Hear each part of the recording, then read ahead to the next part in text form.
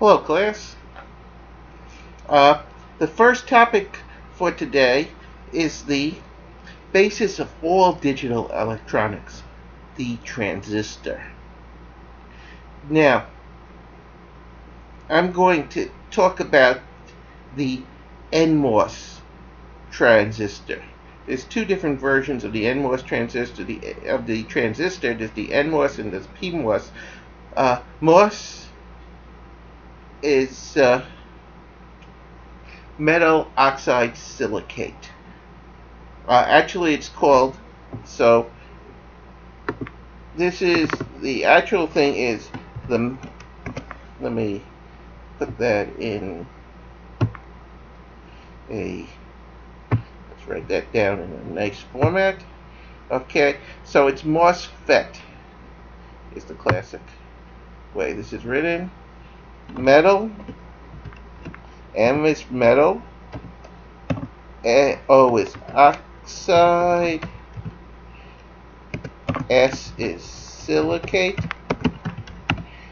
and FET stands for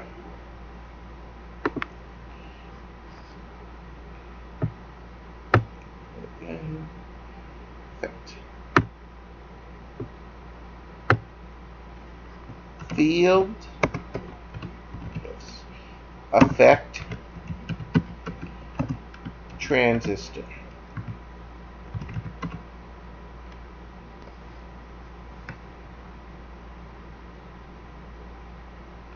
And let me deal with that for a second.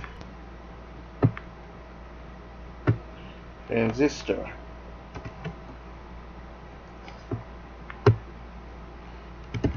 MOSFET is that technology.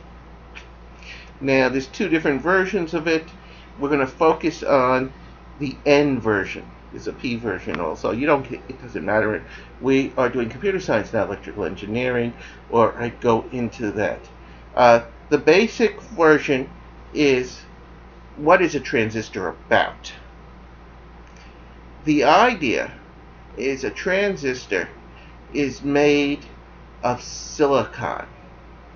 And silicon is what we call a semiconductor, but basically, unless you do various mysterious things to it, it's not a conductor at all.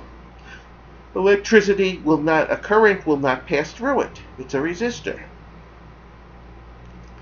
But if we add certain chemicals, and I don't remember what those chemicals are, and you don't need to know,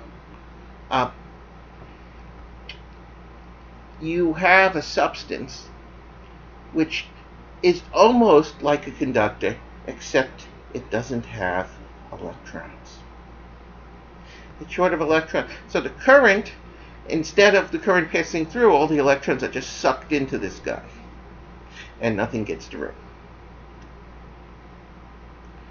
So what we do is we provide electrons. So there we have the gate. So we have a wire running in, and we have our doped polysilicon. That hooks into this doped silicon around here, called this N layer. And what happens is this turns when the gate is providing electricity. When the gate has negatively charged, feeding electrons in, it's a conductor. And when this wire coming in doesn't feed electrons, when it's grounded, it's a resistor. Now, this is used for amplification. You provide some electrons, it conducts better. It conducts better the more electrons you provide.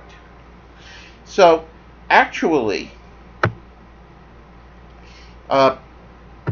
what you end up with is something that looks vaguely like this, depending on the charge. Okay, at some point you fed it enough electrons and the charge is going to be fixed. If you don't feed it any charge at all. So this, so going up and down is charge. And actually, that's not charge. Get that backwards. This is charge. And this is conductivity.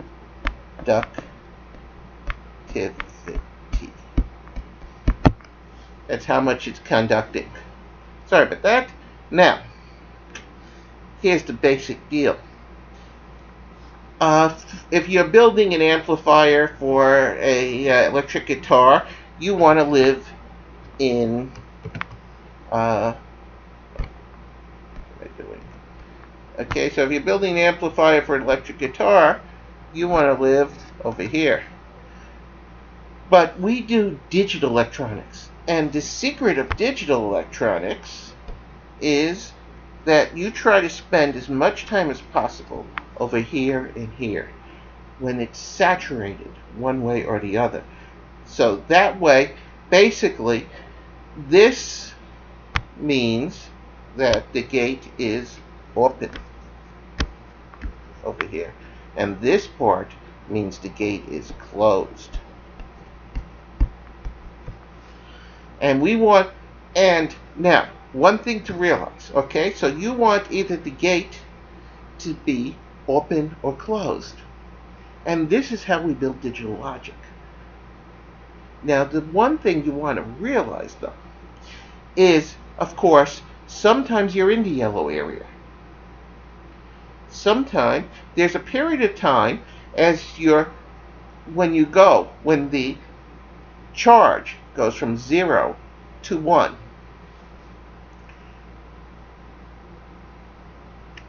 That the gate's in the yellow area. But it's not quite open and not quite closed. How fast that happens is the speed of the gate. That is how fast, that controls to some extent how fast your logic can happen. Especially since that may feed into another gate.